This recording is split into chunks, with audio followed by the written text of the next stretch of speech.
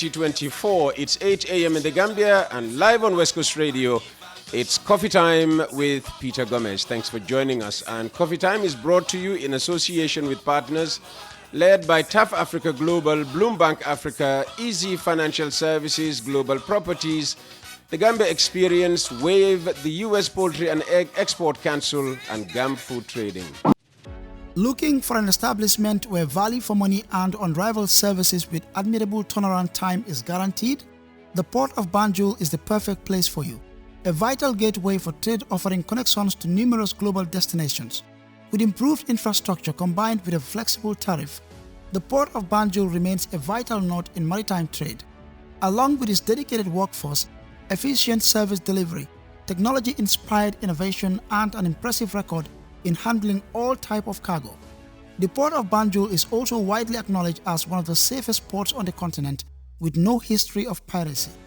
As a major player in the region's maritime trade, accounting for 90% of all imports and exports, we are more than just a transit point, but a vital cog in the global trade sphere. Come experience a hassle-free fast customs clearance inspired by our simplified trade documentation procedures, safe and efficient cargo and vessel handling. The Port of Banjul offers prompt, reliable and value for money service, and customer satisfaction is guaranteed. And coming up over the next 2 hours, Alhaji Mustapha Njie, founder and CEO of TAF Africa Global, didn't always want to build beautiful, affordable and sustainable homes, but that's where his path led.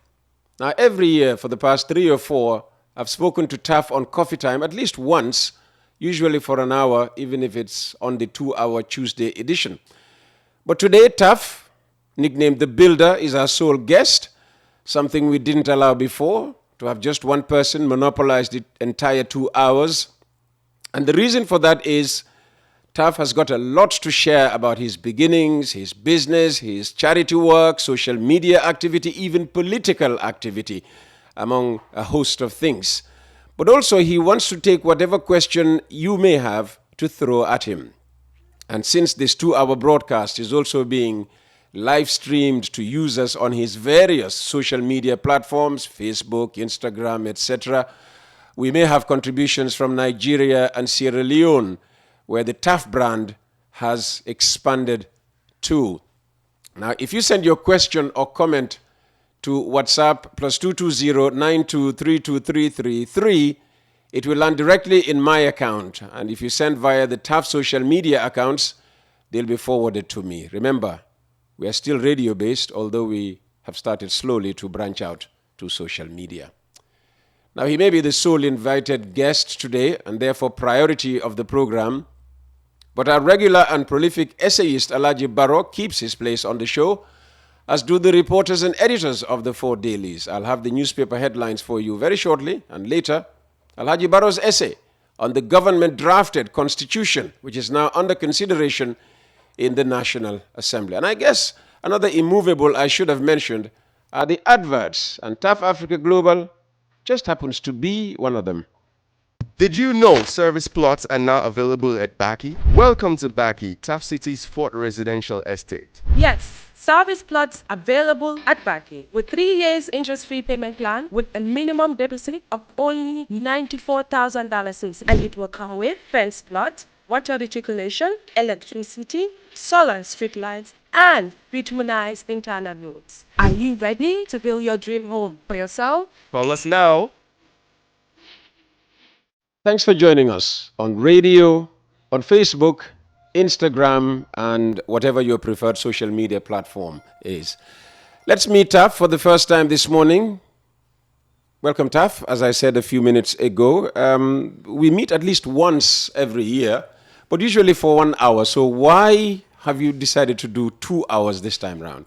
Well, thank you very much, Alhaji Peter, as I always call Yes, you. absolutely. We are both Alhajis. Yes, one both has been to Alhajis. Mecca several times. One has yet to be.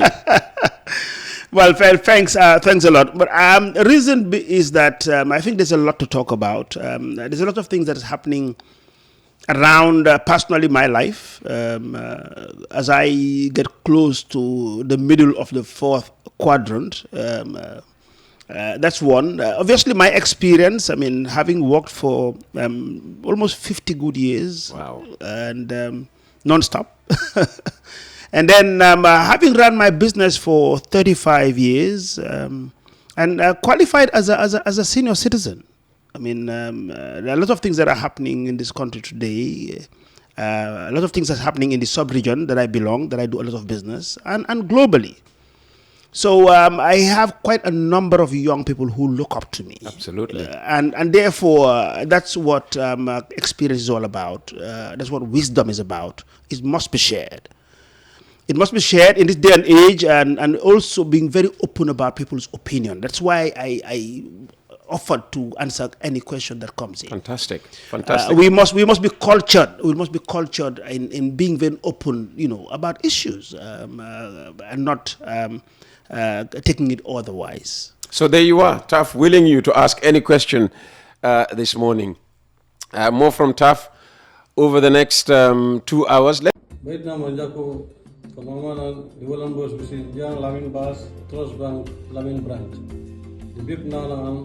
Guru mobile app di Trust Bank. Jaga mobile app di kala smartphone, kita download mobile app di. Betul kumaka. Ngali urun tabi na kado activity isu di bank. Ngali pun mat cash po, ina kado mobile app, kana mat cash po do mobile app. Ngali credit top up, ina kado mobile app kado credit top up. Unjare ri anale. Ikala ngal salary advance ata dum pes. Mungkin ada ata dum pes di mobile app. Yadu ATM donan ATM yodi banjul te basle unko branches all over yadu la kapuran mo salary advance desu monjale be rangir ma bank ma ito go waste time is precious, time is money, baba baja, time is money. So salary advance monjale be bank don't apply to mobile app right ito dun tak utan dun la yadu ya purun dun ATM arkel ATM be yadu banjul te basle kuna salary advance Jangan kemana mana salary advance. The mobile app is only mobile app Trust Bank. Back to Taf. Taf, how does the Gambian press compare to those in Nigeria and Sierra Leone, where you also have a strong presence now? Well, Peter, we're living in a world that's going digital these days. Absolutely. So that's why we are taking our first digital steps. Everybody is very accessible. The Gambian press, as opposed to what I see, for example, in Nigeria, it's more or less at par with them.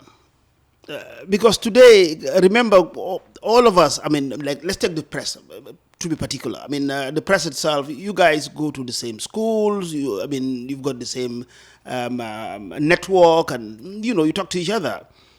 The press is quite liberal. I mean, Nigeria is quite advanced as far as press freedom is concerned. Of course, we go there to learn the craft. Yeah. I mean, but they've also gone through the process. Some of these things, they happen with time. And if you go back to history of issues that happen in Nigeria, the press has suffered quite a lot. But, Nigerians are very resilient. For the Gambian press, I think I will definitely compliment them. They are more aggressive now. Like everything in this country, there's still room for improvement. Like everything in the world, absolutely, there's room for improvement. But one must compliment them that look, we are seeing a better press than before. So they must be complimented. So you spoke about Nigeria. What about Sierra Leone? Sierra Leone, I've only spent about a year, but it's more or less the same. I mean, look, the borders are all open today. The continent or even the world is borderless. So what happens in Sierra Leone happens here, same in Nigeria. More from Taf as our conversation progresses. It's Coffee Time on West Coast Radio. Hello. If I own a business account with Trust Bank, how can I pay salaries to my employees to other banks? Kindly send us an instruction through your corporate officer, that's your relationship manager. Send the instruction through a hard copy and we will kindly process for you. It is easy, it is simple. We will need few information from you. each customer's name, the BBAN, and the bank it needs to be sent to. The BBAN should be complete and it should be in 18 digits. Please kindly forward this and then it will be processed the same day and all the funds will be credited in other banks as well. Thank you. It's Tuesday, the 3rd of December, and live on West Coast Radio, I am Peter Gomez. It's coffee time. Thank you for joining us. Alhaji Mustapha Njie, a.k.a. Taf, a.k.a. Taf Construction, a.k.a. Taf the Builder, a.k.a. Alhaji Taf, is our sole guest today, and trust me, it will be an engaging conversation. He built a whole village for African presidents in a matter of weeks to help the Gambia and Yaya Jammeh host a successful AU summit in 2006. Could he not have been called upon by Adama Barrow to do a similar thing for the Gambia's hosting of the OIC summit, which sadly in the eyes of many was far from being successful, with a strikingly poor turnout of leaders to the summit? Well, I will naturally begin the questioning, but I also expect you to join in, and the best way to do so is via WhatsApp. My number, +220 9232 and a second number is +220 7711 for both SMS and WhatsApp. Tough. As I said at the beginning, maybe building was not the first thing you thought about, but, your path led there.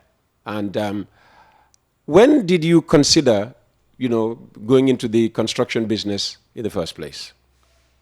Well, I was head-hunted in 1977 by Balfour Beatty. Mm-hmm. Actually, my first profession was teaching.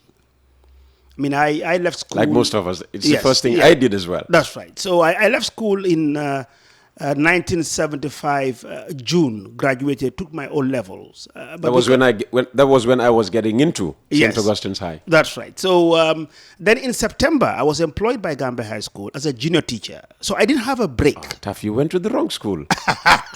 We always beat you on sports, huh?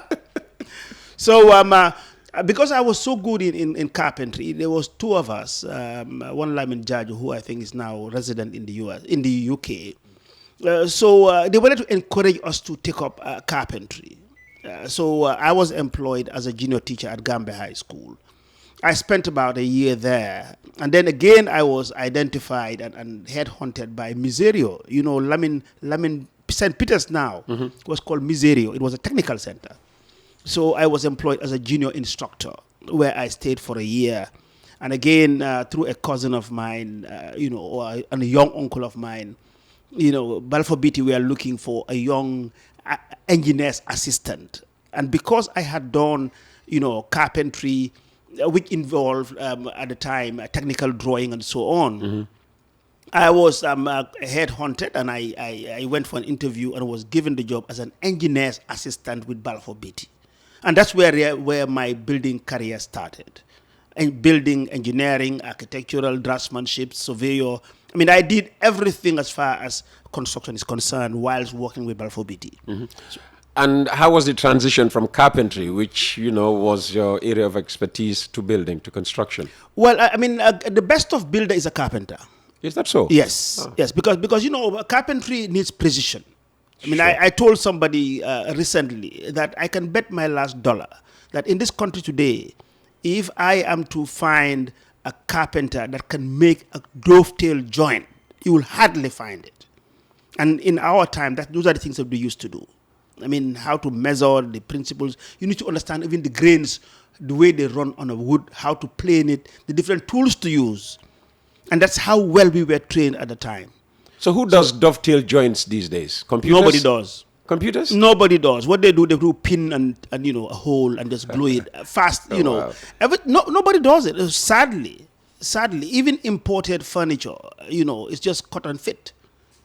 So you never had a solid wood. You will never find solid wood anywhere again. I mean, it's all formica and laminated wood that you find, even synthetic wood, and there's a reason for it.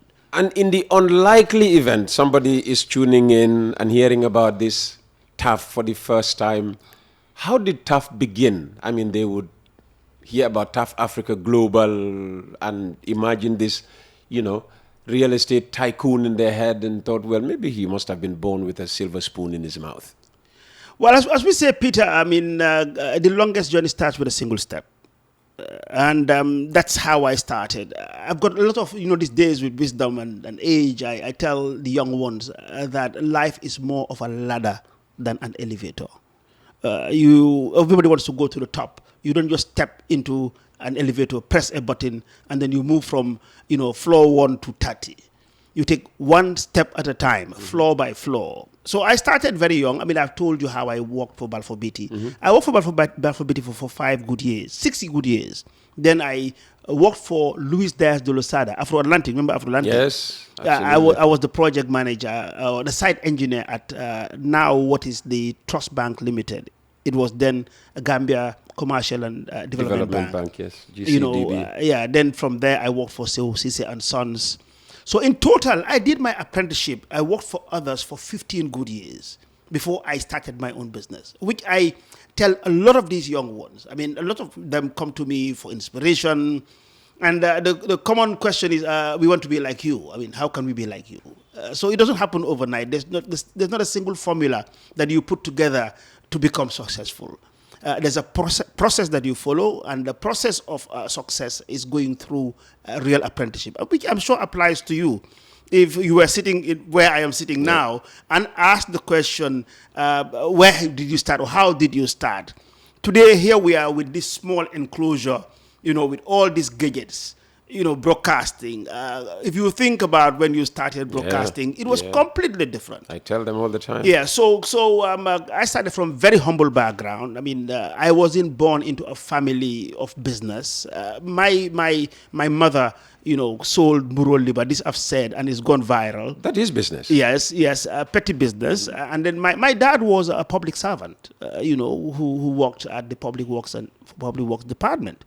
So, and we didn't have any family history of building construction. So I started it, and it's I think it's divine. I mean, when you come to a certain age in life, you think about your history, and the answer that always comes out, it's divinity. That yes, Allah had said that you will find your path this way. While putting efforts and energy into it, you will find yourself here. Yeah. They say, determination plus effort equals success. Yeah. There has to be that element of effort. And the first project you were given, I'm sure you will never forget that. The one that launched you into, this now, behemoth of a real estate company. Tough construction. I mean, I must say this. And when you are seen to be successful, you must go back in life and give compliments to those who were part of your beginnings. And if I were to choose probably 2 or 3 that really contributed to my success, number 1 is Charbel El-Haj. Charbel, who later owned NTC. If you drive past the Bond Road, when I decided to leave Cisse and Sons and go on my own in 1990, Charbel, we all played basketball, and Freddie and others, volleyball at the lawn. I approached him. He was doing very well at the time, and I said, look, I am going into construction now. And what he told me then, which I will never forget, that I will always patronize you, and I will tell my friends and network, to patronize you, only if you don't disappoint us. And since then, we are now friends. We have had businesses together as partners. You remember Tough Bell? Yes. Tough Bell. So really, he's one of those who were there to set up the foundation of what Tough Construction is, Tough Africa Global is today. Second is Bakari Njie of Gamtel. And this is probably some of the roles that some of these PEs played. Bakari was somebody who saw me as a young Gambian that is starting that needed to be patronized. And my first project as a registered business in January 1990 was to paint the Gamtel headquarters. And interestingly enough, because it was my first job, I will never forget it. It was $34,000. So that was a lot of money then. A lot of money. But interestingly enough, which is good for kids to hear this also. Now, I had left COCC and Sons, which was managed by Richard Wright, who was British. And I tell this story because young ones should always avoid burning bridges. If you jump from one job to the other, never burn the bridges. So I went there and I wanted to paint. Obviously, I needed scaffolding. There was a finished building, a 3-4-story building. So I went to Danida. Danida was doing the Kotu power station. That was my last project. And there were some Danish who were doing this. They had the scaffolding. So I went there and asked if I could hire it or use it because I had a relationship with them. But they refused because they thought that I had, disappointed or I left Richard Wright. You betrayed Richard. I betrayed him. That's the word. But interestingly enough, I went to Richard, who was my boss, that a job that I just left. I said, look, I'm looking for are we still on there? I went to Richard and said, look, I'm looking for this scaffolding. Can you ask them, on my behalf? So Richard went to them, took the scaffolding for him and gave it to me.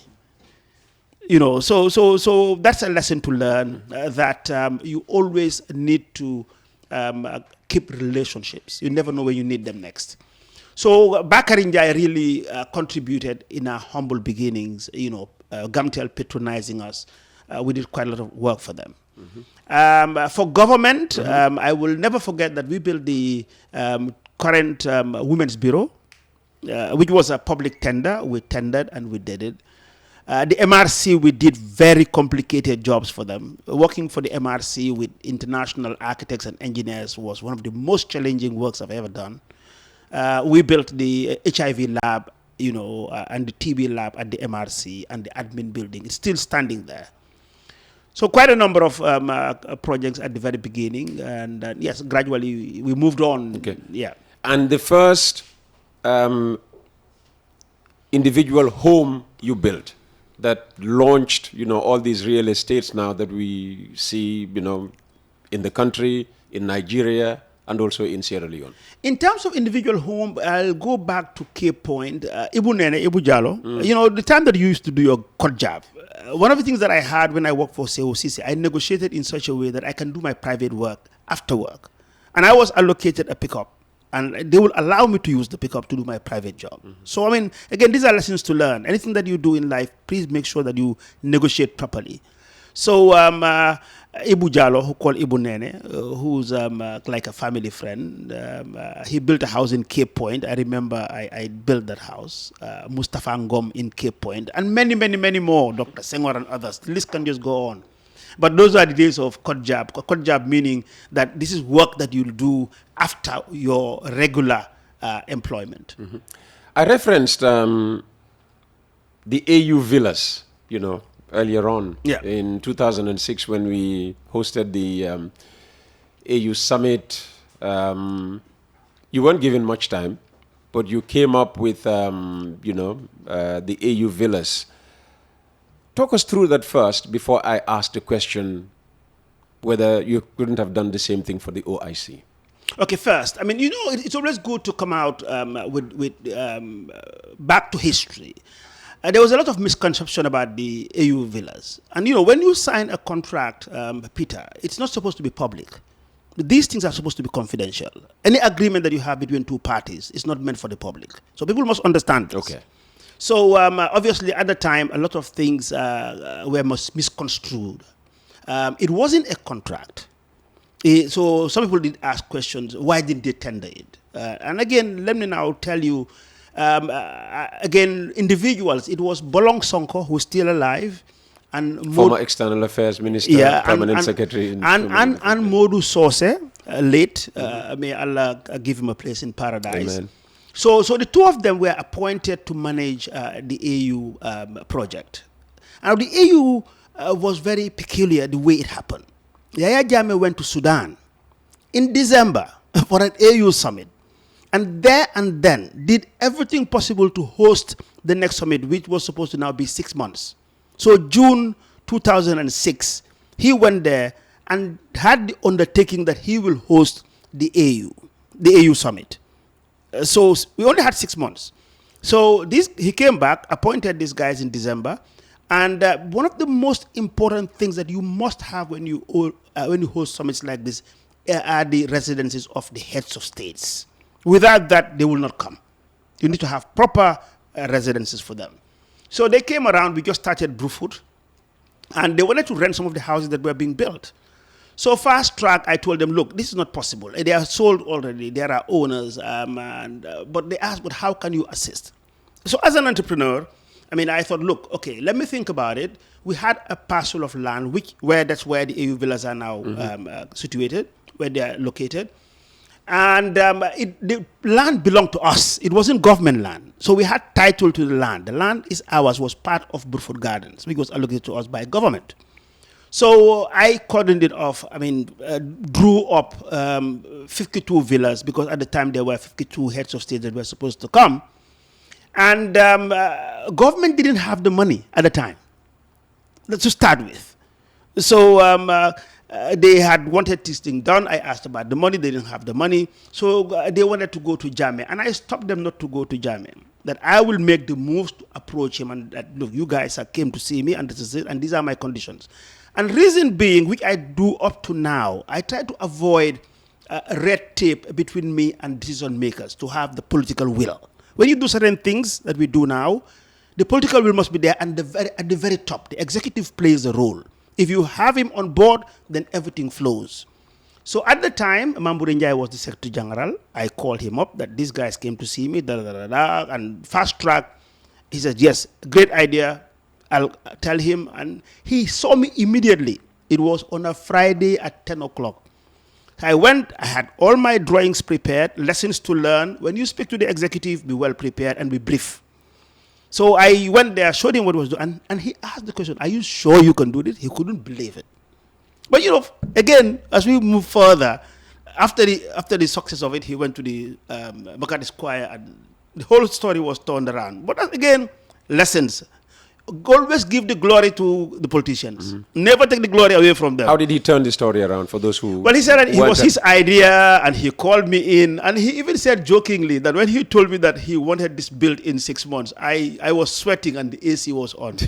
But that's politicians for you, especially at that level. Yes. So so you have to give it to him, and so for me, I didn't bother about it. So now, I gave him 3 conditions. When he asked whether I could do it, I said, yes, I can do it, but based on these 2 fundamental conditions. 1, no red tape. Number 1. So I don't want to go through consultants, it's a design and build. Second is, tell me how much money you have. Because I had worked out the cost already. It was $5.5 million. And then he said, well, we don't have the money. That was his answer. But we can... He didn't put up any figure? Yeah, no, he said first he didn't have the money. Mm-hmm. And then through consultations within his office, he said, okay, we have $400,000 sitting in the GNPC account. Then I think it was the Taiwanese who were giving them the money. So maybe we can use that to start. And the rest we will try and find whatever we can raise. So then I agreed. You know why? Because title of the land was mine. And I had a market for those houses. So worst case scenario, raising the money, when I build it, I can sell it. So there was zero risk with me. So now, getting onto the job done now, fast track, I mobilized, hit the job, and it was done. Done in a record time. Within 4 months, it was all done. Now, at the end, they raised about $3.6 million. So they were about 1.8 outstanding. Mm-hmm. So simply all we did was we did the accounts, and what was not paid for, I took them over and sold them. So it was very simple. So that is how it worked. Great success story. Because at the time, we had about 42 presidents who attended, which is very rare. Yes. And great guys. Gaddafi was around with all his entourage. We had, what's his name, Zimbabwe. Mugabe was here. Ahmadinejad of Iran was here. Mm-hmm. Hugo Chavez was here. All the big names, Olusegun Obasanjo, Ablai Wada, all of them were here. Thabo Mbeki, and name it.